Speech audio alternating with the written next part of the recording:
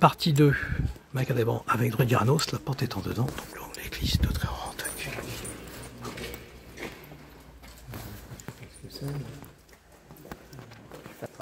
On va faire le tour.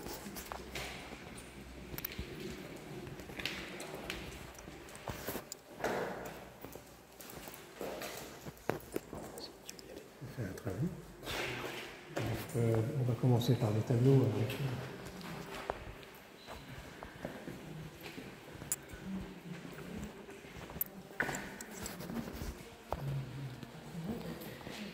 Ça, c'est le Saint Graal.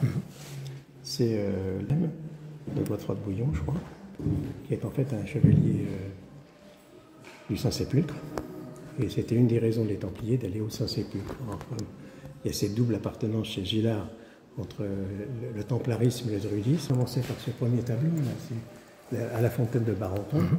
À droite, tu as qui travaille sur Arthur, psychiquement. En bas, ça le combat des chevaliers de Pontus. Et là, tu as le combat du chevalier noir et de Yvain, le chevalier au lion. Bien entendu, il y a une expression hermétique. L'eau est en fait l'agent pontique par excellence et l'épée aussi. Mais le coupe qu'il tient dans la main, c'est comme le chaudron du Graal. Il va répandre ce breuvage d'eau sur la pierre et à partir de là, un orage est déclenché et le travail du solvay commence, c'est-à-dire le travail de l'œuvre noire. À gauche, tu as Éon de l'Étoile, le grand magicien Éon de l'Étoile, qui vit à l'époque des Templiers, lui aussi. Lui, il est sorcier et il est alchimiste parce qu'il a tous les éléments hermétiques devant lui. Et autour, tu as 4 triskel, voilà. Et en même temps, tu as la coupe et le signe du taureau dans l'ensemble de l'œuvre. Et c'est un prisonnier allemand qui a fait la peinture pour l'abbé Gillard. Enfin, il l'a employé. En fait, après 45. C'est Gillard qui lui a donné tous les éléments symboliques. C'est ça. Et ça aussi, c'est la fontaine de Barenton, symboliquement. Oui. En fait, Barenton, c'est Balanton, c'est Bélène, c'est la fontaine du soleil. Bélénos. Bélénos, voilà, donc c'est la même chose. Et il y a 3 arbres à y aller. Il y a un if, un boulon et un chêne. Donc les 3 œuvres. Voilà. Il y a celui-là.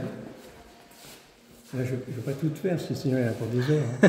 Donc ça, c'est la table en U. Ils l'ont changé d'ailleurs, je crois qu'avant elle était ailleurs. La table en U représente une loge.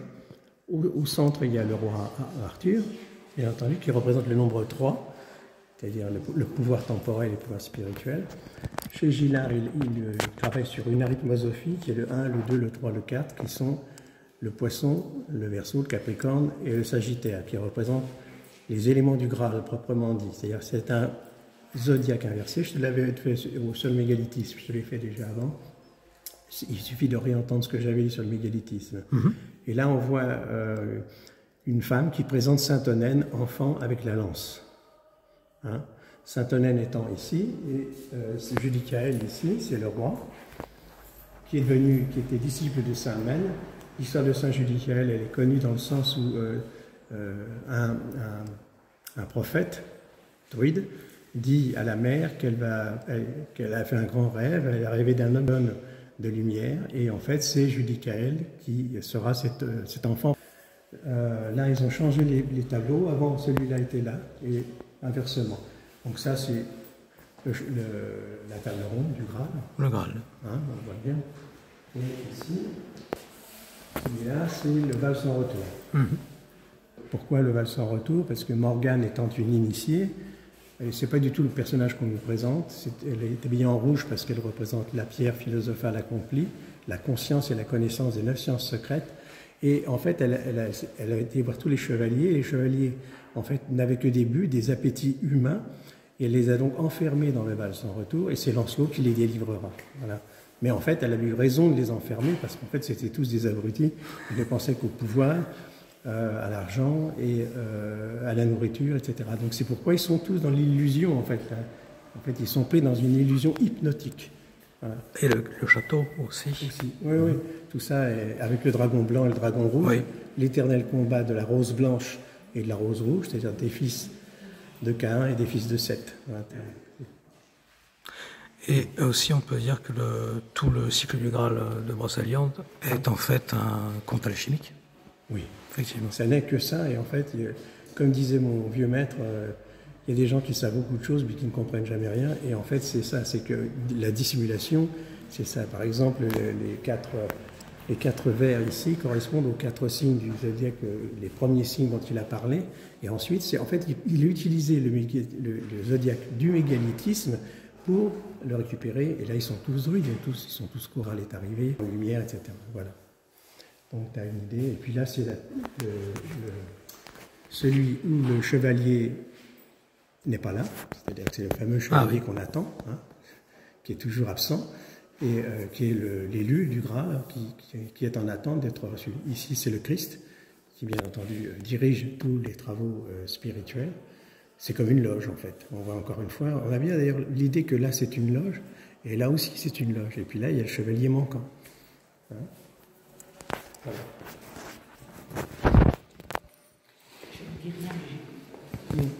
Ça, c'est Sainte-Hélène, et la tombe de la Végilard, ici. Non, oui, c'est la tombe de la Végilard. Ici. Et en face, tu as Saint-Eutrope.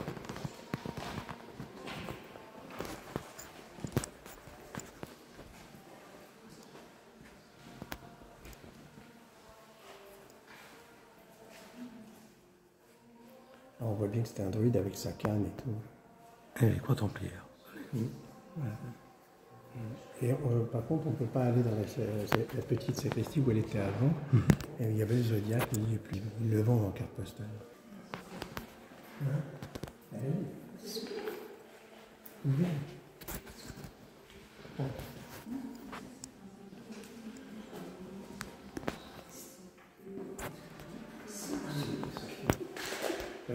Bien entendu, Annick, elle a raison, les poissons et le triskel. Le triskel est une... Les gens pensent que c'est uniquement un signe d'eau, d'air et de feu, ce qui est effectivement probable dans l'enseignement général. On a les poissons, et le poisson, c'est le créateur. Et comme emblème, c'est le pouvoir. Hein. C'est le premier signe de la Végilard, distribué dans la croix. Hein. Donc le poisson est donc celui qui vient mettre en place la création, mais c'est aussi l'homme lui-même, créateur, ergone ou de son ergone, de son œuvre en fait, hein, de son œuvre personnelle. Donc le triskin lui-même, ou le triskel, est le signe de l'initiation. Il est reçu par les étoiles.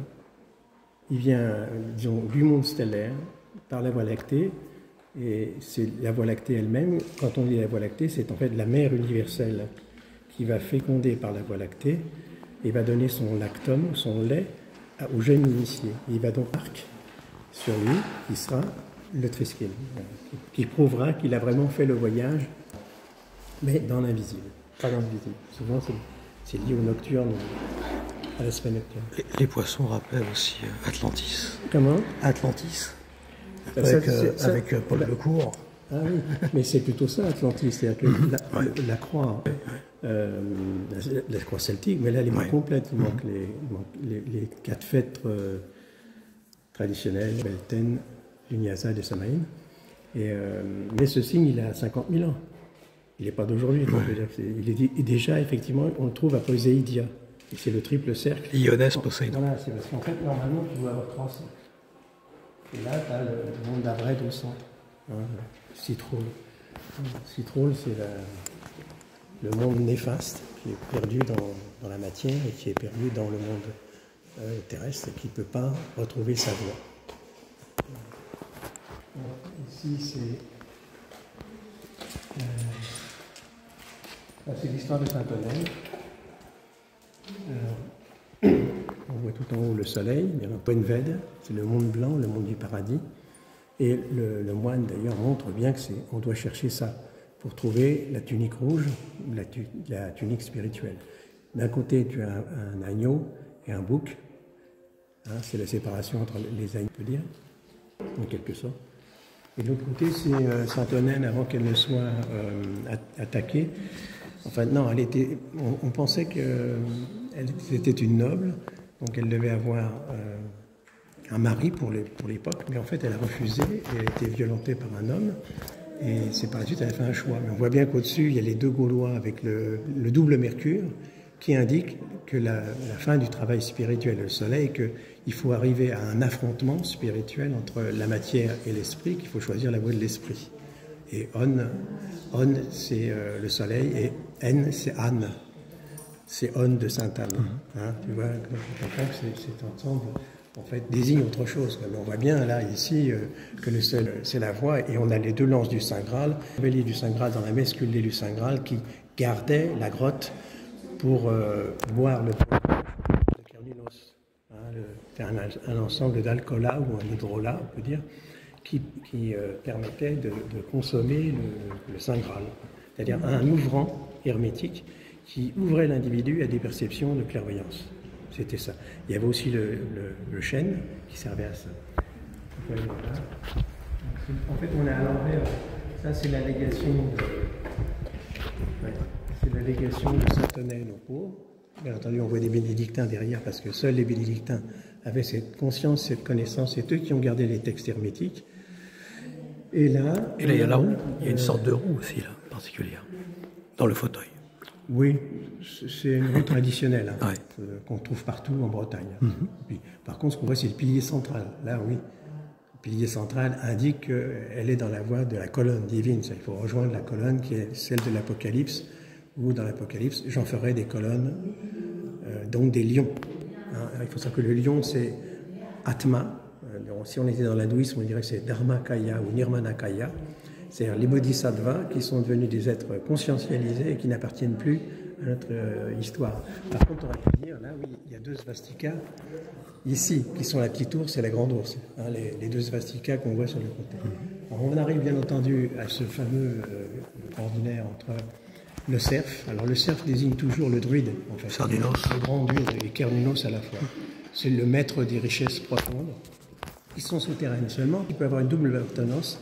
Il peut être à la fois Kernunos et Smartelos. Et Smartelos, c'est en fait le génie de la cité, alors que Kernunos est le génie de la nature. Donc ils se complètent l'un et l'autre. Le Kernunos est le génie constructeur, c'est-à-dire c'est le constructeur de la cité sainte. On pourrait dire Jérusalem, mais c'est le constructeur de la grande cité sainte, la Héria des druides.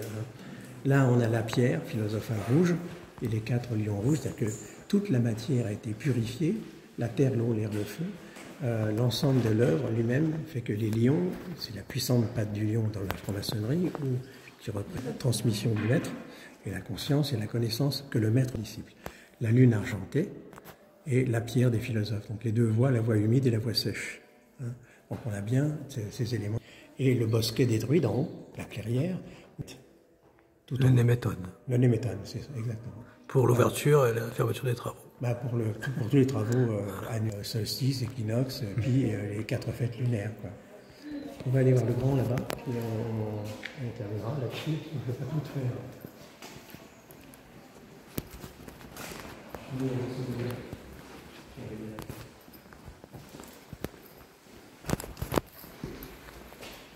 Alors là, les croix de l'autre croix de Bouillon, du Saint-Jean de Jérusalem, en fait, c'est le fait que le sang sépulcre a été trouvé et que le sang du Christ aussi a été trouvé. Donc on repart là sur les aventures de Robert de Boron, qui lui esquisse un Graal différent du Graal mégalithique qui vient des Mabinogi, c'est-à-dire le Mabinogion. Ce sont des textes très très antérieurs qui ont été traités par Joseph Lotte et par Marcal et bien d'autres pour parler du Graal. Donc on a ici le grand vitrail qui est connu par tout le monde. Parce que, par exemple, on peut prendre le mot de l'hermine. Tu vois, on voit le blason avec l'hermine. La blanche hermine, voilà, connue en Bretagne. La blanche hermine. Et, en fait, Yann Franch-Kemener. Oui, mais il faut comprendre que la blanche hermine, c'est Hermès et la mine. C'est-à-dire qu'il faut trouver dans la mine ce que cherche Hermès, c'est-à-dire la pierre elle-même. Or, la couleur de l'hermine change en fonction des saisons. Grise, noire, blanche et rousse. Donc elle est bien les 3 œuvres, noir, blanc, rouge. Donc on a bien cet aspect de la question. Le lapin, le lapin commençant et finissant, on voit les 2 lapins, là, avec des grandes oreilles. C'est pas seulement pour les égouts, mais le lapin cherche souvent, si tu veux, à creuser les terriers. Et les terriers en question, c'est pour aller dans la descente aux enfers, dans les mystères, et ensuite remonter. Et après, il change Par exemple, dans le compagnonnage, celui qui commence, il est lapin. Et après, il devient renard. Et après, il devient singe, c'est-à-dire le maître d'œuvre. Et là, on a au-dessus le lion. Donc, on a la transmutation entre la nigredo ou l'œuvre noire fait par le lierre, qui lui descend. Avec ses incisives, il mange la matière. Il attaque la materia prima des sages. Et donc, il en sort l'albédo ou la colombe, et après, le rubédo, le rouge, qui est le lion. Donc, on a bien toutes les phases de l'œuvre qui sont représentées. Là, on a un couple en prière, comme le couple d'Hermès qu'on trouve chez Nicolas Flamel, pas chez Nicolas Flamel, non, dans le Vitus Liber, où là, le couple hermétique prie pour avoir les glands d'or, c'est-à-dire le fruit qui va aboutir. Et bien entendu, là, on a, c'est une forme de Galaad qui voit le Graal et qui est ressuscité en quelque sorte. Et on retrouve les armes de Godefroy de Bouillon, en haut, c'est-à-dire les armes de Jérusalem, du Saint-Sépulcre. Donc c'est bien le sang du Saint Graal, le sang du Christ, et à droite, c'est le Christ qui a apporté la lumière et la connaissance. Et puis au-dessus, tu as les feuilles de chêne qui sont un élément qu'on retrouve très très souvent dans l'art gothique, notamment sur les voussoirs des cathédrales. On trouve énormément de feuilles de chêne parce que c'est un des éléments premiers qui sert à la fabrication du salin, c'est-à-dire du sel de vierge. Voilà. Donc en gros, si tu veux, ce qu'on peut expliquer très rapidement, parce que là, je ne voulais pas durer trop longtemps sur ça. Il y a tous les dessins qu'a fait aussi, comme ça tu le verras par toi-même. Tous les dessins tout le chemin de croix. Hein. Alors ceux-là, tu les verras toi-même après. Tu reviendras, tu le feras, parce que là, ce serait beaucoup trop long, le chemin de croix. Hein. C'est pas... Le chemin de croix, je ne le fais pas. Ça va être trop long. Parce que le chemin de croix, on voit Morgane, bien entendu, mais comme elle représente la connaissance, les gens n'y comprenaient rien, et ils l'ont vue comme une femme, si tu veux, une pin-up, etc., alors qu'en fait, elle représente la conscience. Son équivalent dans la Grèce antique, ça aurait été les 9 muses. Parce que, en fait, Morgane a 9 sœurs, et bien entendu, ce sont les 9 muses ou les 9 initiés. Et donc, comme le novenaire à chaque fois revient, c'est toujours templier aussi, le novenaire. C'est pourquoi la loge des 9 sœurs. Oui, il y a une loge des 9 sœurs, bien sûr. Ouais, voilà, en gros, si tu veux. Sur une conclusion, oui. Peut-être tu as là-bas le... Ah ben, on peut aller voir le poisson. Ouais. Ouais. Et la porte étant dedans, la signification. On terminera. Ça, c'est pas difficile, la porte étant dedans. C'est dans l'intime conviction du spirituel, c'est-à-dire si on ouvre le soi spirituel en soi, ça peut se faire que dans une méditation yogique. Ça ne peut se faire que dans les arcanes de la méditation interne, des méditatiques. On voit le chaudron du Graal parce que précisément, il est dans l'ouvrant hermétique, et puis tout le chaudron du Graal rapporte. Mais alors là, c'est autre chose, c'est que le chaudron de Cernunnos a surtout à voir à la terre normande, hein, les mystères du Nord. Et ça, c'est plus ma partie personnelle. Donc là, on voit les bénédictins qui emmènent Sainte-Hélène à la mort. Ils ont creusé la tombe, etc. Et c'est une forme, ce qu'on appelle la multiplication en alchimie, c'est-à-dire c'est la fin de l'œuvre totale où on reprend les multiplications. Et là, on voit. Je sais plus, on voit le poisson et le bélier. D'ailleurs, oui. On voit bien que en fait, le parcours des 12 travaux d'Hercule du zodiaque. Hein. Et ça, c'est, je crois que c'est Sainte-Hélène. Attends, devant la bénédiction de Saint Éloquent. Ce Saint Éloquent, on ne le trouve qu'à un seul endroit. Il n'est pas du tout représenté comme ça d'ailleurs. On le trouve dans l'église de Saint-Léry. Alors, je te conseille d'aller la voir. Il faut aller voir Saint-Léry parce que Saint-Léry, il y a une horloge mégalithique qui est restée à l'intérieur. Et l'horloge tient avec des cordes. Et ce qui prouve que les anciens connaissaient les mouvements astronomiques avec les cordes. Hein.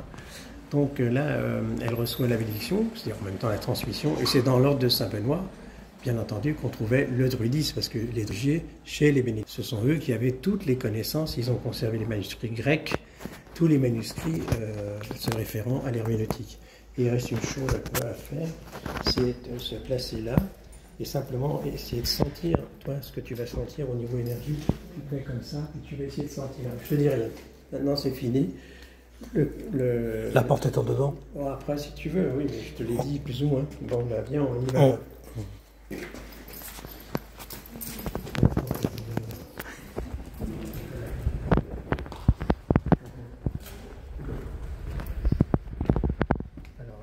Et là, c'est la porte. La porte est en dedans, ça veut dire que tu n'as pas besoin de la porte. Mais la porte, dans tous les systèmes initiatiques, par exemple dans le système kabbalistique, Dalet, c'est la porte, qui va le plus haut dans le ternaire supérieur. Hein. Donc c'est l'aboutissement de la pierre cubique des singes, c'est l'aboutissement de la pyramide, de l'initiation à la pyramide, c'est la chambre de la reine dans la pyramide, donc c'est l'impératrice. Donc la porte étant dedans, on ne peut pas le comprendre parce qu'en fait, il y a 3 niveaux dans l'arbre de la Kabbale. Il y a le premier niveau qui est la tour foudroyée, qui est en fait la tour des Rose-Croix, qui représente les obédiences, les écoles, les égrégores, etc., multiples. En fonction de la loi de la réincarnation, on va où on doit aller. Ensuite, il y a une deuxième barre qui est tenue par Saint Cornélie, qui est Apollon en fait, ou Bélène. Et la deuxième barre en question, elle représente la puissante force du lion, c'est-à-dire celui qui connaît ses réincarnations, qui les a revécues complètement. Celui-là, il peut s'appeler maître. Et quand tu arrives à la 3e barre, alors là, tu es dans la porte étant dedans. C'est-à-dire que tu es à l'intérieur, et il y a des tombes chrétiennes, la tombe de Jésus, de Talpio, où précisément, il y a le triangle, puis il y a un cercle au centre. Et c'était l'alliance des Templiers et des premiers chrétiens initiés. Il faut savoir que Jésus était alchimiste, kabbaliste, il avait toutes les sciences secrètes, il les connaissait, il a été formé par 2 femmes qui étaient celles qui vont les former spirituellement. Elles avaient toutes les connaissances de la bibliothèque d'Alexandrie et ce sont elles qui ont formé Jésus enfant, à la connaissance. Voilà. Alors là, on va y avoir beaucoup de monde, on va être obligé de s'arrêter. En tout cas, dedans, voilà. Et la voix qui est la voix, mais qui n'est pas la voix, mais qui est la voix. Voilà, exactement. Les 3 V. Oui, les 3 V. Bien, merci, toi, Gyarados, pour cette visite très alchimique et symbolique. Ouais. Ouais. Merci beaucoup. Ouais.